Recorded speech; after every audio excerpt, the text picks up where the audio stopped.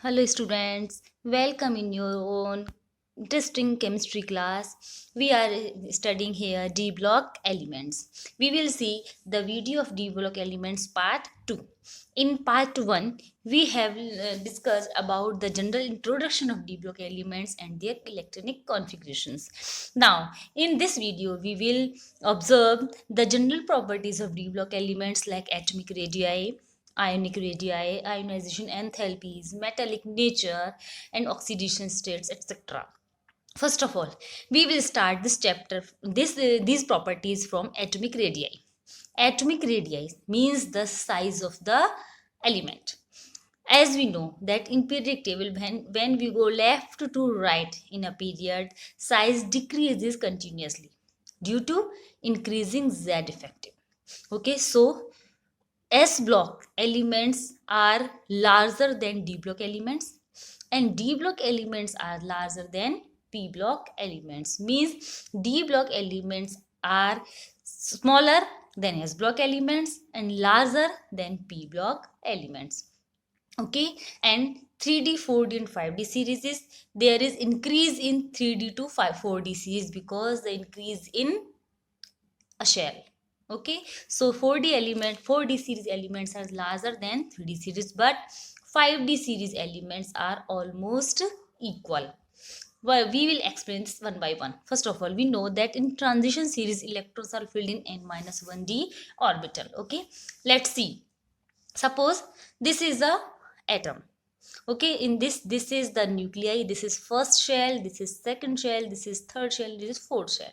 We are assuming 3D series, means in 4s 2 electrons are filled, 1 and 1.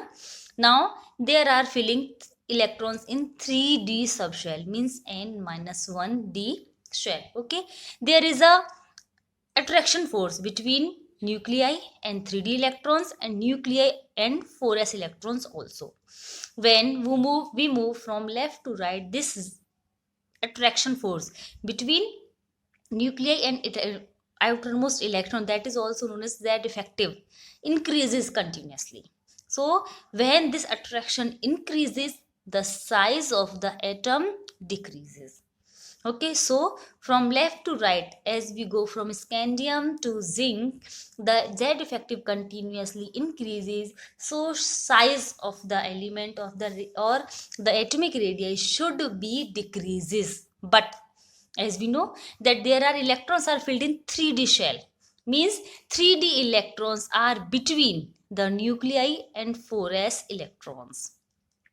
These 4s electrons are repelled by 3D electrons, and these 3D electrons make a screen between the nuclei and outermost 4s electrons. So this is the screening effect of the n-1d electrons. Due to this screening effect, the attraction between nuclei and 4s electrons decreases and repulsion between 3D and 4s electrons increases. Means screening effect as increases as d n-1d electrons increases, and as screening effect increases, size of the element or atomic radii should be increases. So we can say that as Z effective increases, atomic radii should be decreased, and if screening effect increase, atomic radii should be increased.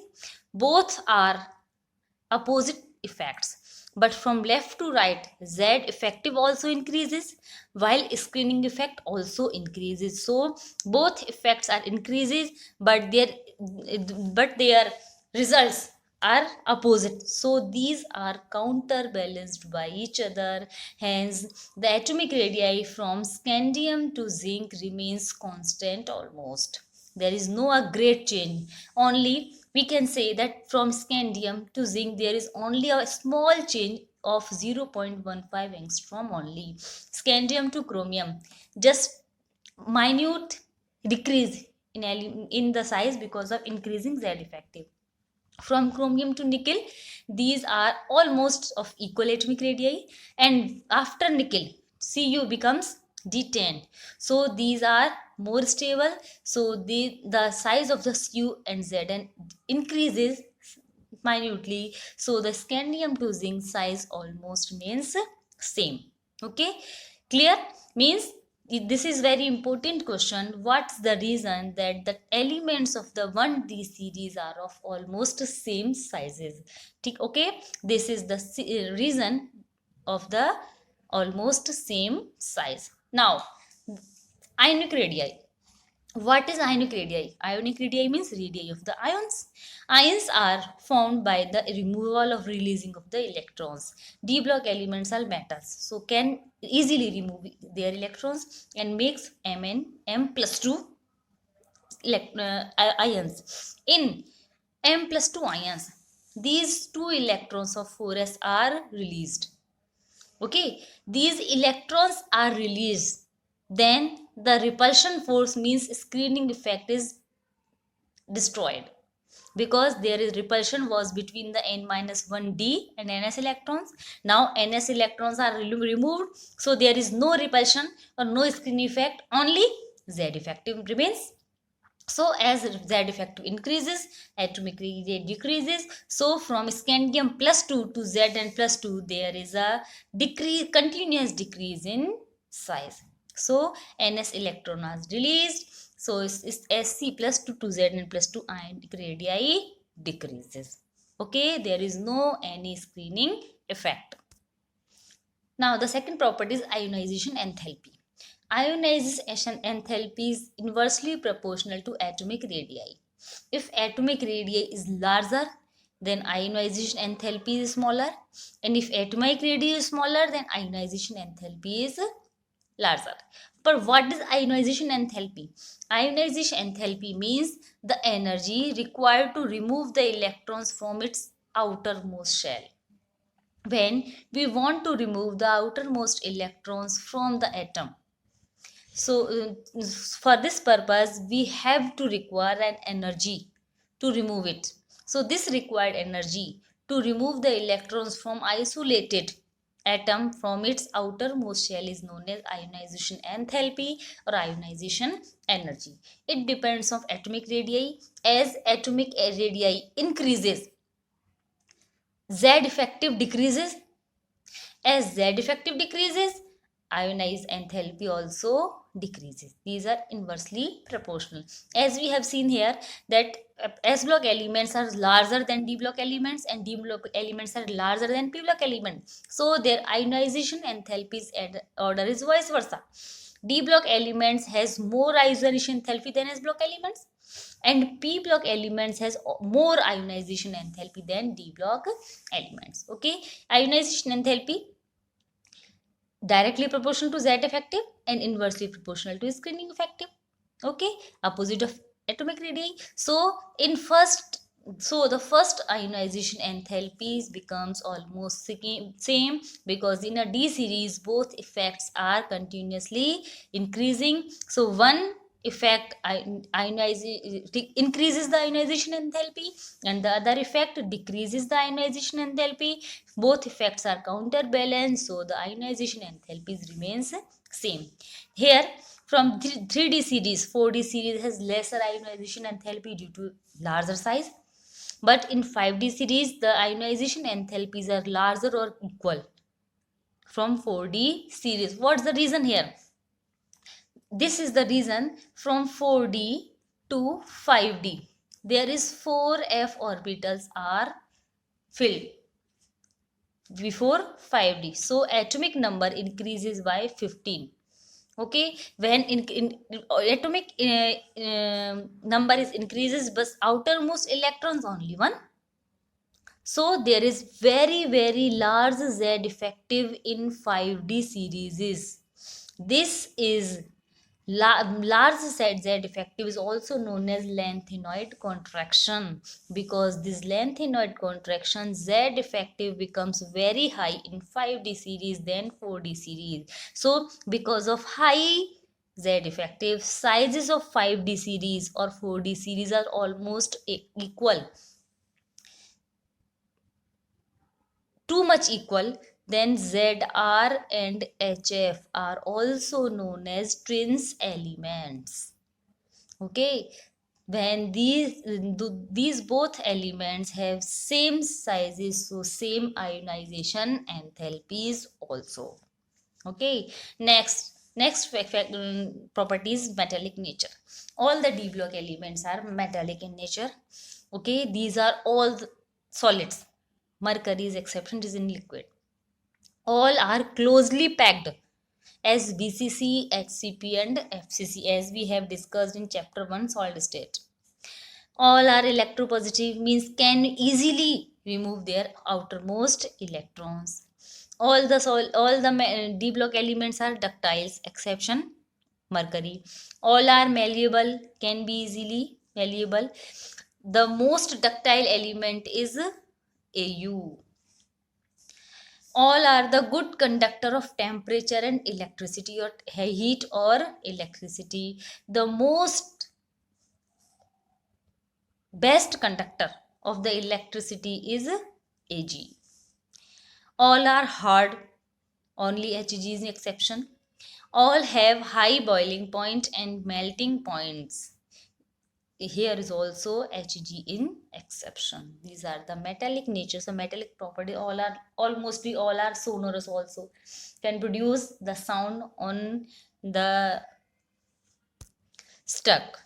The next property is melting and boiling points. Okay, first of all, what are melting points? Melting points mean the temperature at which the solid melts. Okay, and melting points also directly proportional to the number of metallic bonds. More metallic bonds, more melting points. Less metallic bond, less melting point. And number of metallic bonds depend upon the number of unpaired electron. More unpaired electron, more metallic bonds are formed, and more high will be melting point. So as we go from left to right, first unpaired electrons increases, and then unpaired, due to pairing of electron, unpaired electron decreases. So first mp increases, and after being highest it will decrease. Like, see, this is the graph for atomic number and melting points of the transition elements. It is the graph for 3D series, it is for 4D series, and it is for 5D series. Okay, first the melting point increases as unpaired electron increases. Mn is abnormally have low melting point, then continuously decrease in melting points. Here is also Tc has abnormally low melting point, then first increases and after then decreases. But in 4D series, 5D series, the highest melting point is of tungsten. It is 3410 degrees Celsius. It is the highest melting point in complete periodic table. Okay. And the next property of this video is oxidation state. Oxidation state means the number of electrons to be shared to make a bond. These elements exhibit variable valency. It is very important question, that why the d block elements show variable valency.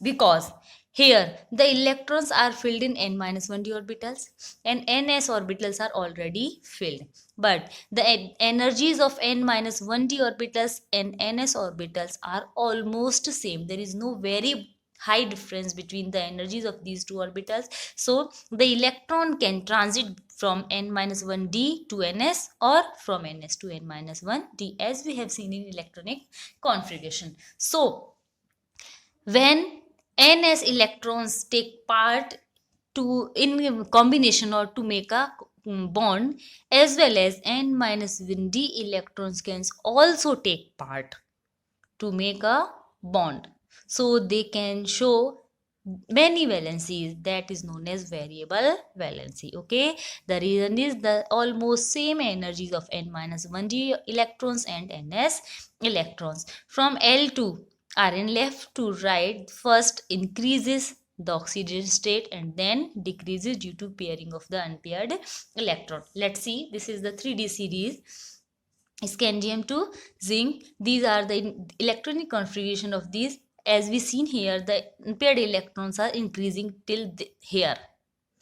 ठीक है. Now D5, D1 to D5 unpaired electrons are present, and after D5 electronic pairing is starts, and due to electronic pairing number of unpaired electrons decreases, so the highest oxidation is also decreases. As we know that in NS2 electrons are filled, so these two electrons can easily be removed, so the +2 oxidation state will be shown by all the elements of the 1D series. All atoms will show +2, but it is stable or not, it depends upon the circumstances.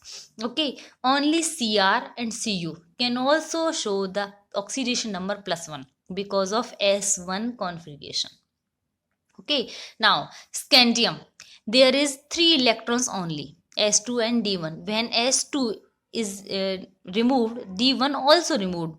After removal of the D1 electrons also, it will get the inert gas configuration like Ar. So it is only stable in +3 oxidation state. These are the underlined oxidation state which are more stable. As we go from scandium to manganese, the oxidation state continuously in increasing order. After it, the electronic pairing start, so the highest electron oxidation state decreases also. So the maximum oxidation state in 3D series is +7, which is shown by the Mn. And the highest oxidation state in complete periodic table is +8, that is shown by osmium. The highest oxidation state is shown by osmium. Okay, these are the some facts, but now we can explain the covalent or ionic nature or acidic or basic nature of the compounds of the D block elements. As we know that there are many oxidation state of the one element, so there are many type of compounds also. So as in the compounds, oxidation state of the metal ion increases, the covalent nature of the compound also increases. Means high the oxidation state, high will be the covalent nature. When high will be the covalent nature, ionic nature will be least. Ionic nature and covalent nature are opposite. When covalent nature increases, ionic nature decreases, and ionic nature increases, covalent nature decreases, and it depends upon the size of the ion. When, as we have read in Fezan's rule in 11th class, according to Fezan's rule, when atomic radii, ionic radii of cation decreases, covalent nature increases, ionic radii will be decreased in high oxidation state. So we can say that as oxidation number increases, covalent nature also increases. As covalent nature increases, all the covalent compounds are acidic in nature, so acidic properties are also increases. Opposite of this, as oxidation number decreases, ionic nature increases and covalent nature decreases. As ionic nature increases, basic properties are also increased. Remember, it is very important fact. Dependence of the oxidation number, covalent nature and acidic properties and fulfilled by each and every compound. Oxidation number high means compound will be acidic. Oxidation number is low means compound will be basic because of the covalent nature and ionic natures respectively. Okay, example. We are taking here the examples of oxides of manganese. There are 6 types of oxides: MnO in +2, Mn2O3 in +3, MnO2 in +4, Mn2O5. There is a manganese in +5 oxidation state. In MnO3, Mn is in +3 oxidation, +6 oxidation state. MnO4 minus or Mn2O7 shows +7 oxidation state. In these 6 oxides, MnO, Mn is larger in size because of lowest oxidation state, so it is more ionic. More ionic means basic in nature. After then, here oxidation number increases. As oxidation number increase, covalent nature increases. As covalent nature increases, acidic property increases. Means from basic to become acidic means, first of all, these are amphoteric in nature. Okay, next Mn2O5 plus 5 and MnO3 plus 6 means their oxidation number more high, so more covalent nature, so these are more acidic, means these are acidic. And in MnO4 minus 7 or Mn27 there is highest oxidation state, so highest covalent nature, so highest acidic properties means it is strong acidic in nature. So we can take any other example also in which oxidation number as increases, covalent nature also increases. As covalent nature increases, acidic properties are also increases. One more very important fact about oxidation status is if high oxidation status is stable, it will be strong oxidizing agent. Oxidizing agent means oxidizes other substances and reduces itself.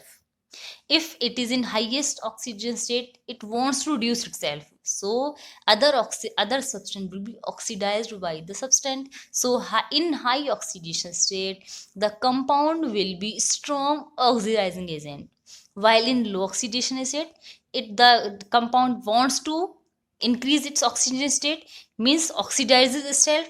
When oxidizes itself, then reduces other substances, means that will be strong reducing agent. For example, CrO means Cr is in plus 2 oxidation state, and CrO3 chromic anhydride is here, Cr is plus 6 oxidation state, or MnO plus 2, MnO3 or Mn2 7 plus 6 and plus 7, these are low oxidation state, means these are strong reducing agents. These are in highest oxidation state, means these are strong oxidizing agents. Okay, one more fact and very important question, that the high oxidation states, the compounds are found in the form of oxides only, not as fluoride, while fluorine is more electronegative than oxygen. We assume that if the compound, the central metal atom is oxidized in high oxidation state, that there should be a more electronegative element.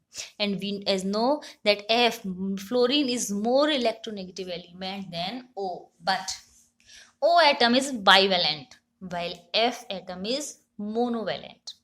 Okay, so in one compounds in same oxidation state, fluorine atoms are in double number than oxygen. Okay, like see, if there is MnO4 minus, Mn is plus 7 oxidation state, and if we assume that MnF7 is also Mn plus 7, this is the Mn plus 7. Okay, this is also Mn plus 7. There should be 4 oxygens only, like this, can be arranged very easily, but around this 7 fluorine elements are not adjusted around this small cation, so it will be unstable. So all the high oxidation state like MnO47 osmium, osmium shows plus 8 oxygen state is founded in OSO4, not as OSF8. Same reason, in plus 8 osmium cation it becomes too small to arrange the 8 fluoride ions around the itself, so it is unstable and there is repulsion also, and these are stable. Okay, so oxygen atom is bivalent, so there are less number of oxides ions in any oxide, while more number of F minus ions in same oxidation state of the metal ions. In high oxidation states, metal cation becomes too short or too small to arrange the more F minus ions around itself, while less oxides ions can easily be adjusted around the small cations. Example, CrO3 exists while CrF6 not. Just like MnO4 minus 7 exists, MnF7 not. See, in CrO3 only 3 oxygen atoms are surrounded. Okay, but here 6 F minus ions should be present, and they will repel each other also. So or same, they can be not adjusted around this two small chromium plus 6 ion. In MnO4 minus also, and 4 oxygen atoms can be adjusted around the small Mn plus 7, while 7 F minus ions cannot be adjusted around the Mn plus 7, which is very small in size. Okay, so I think you can understand these facts about the general properties of the d block elements. Thank you.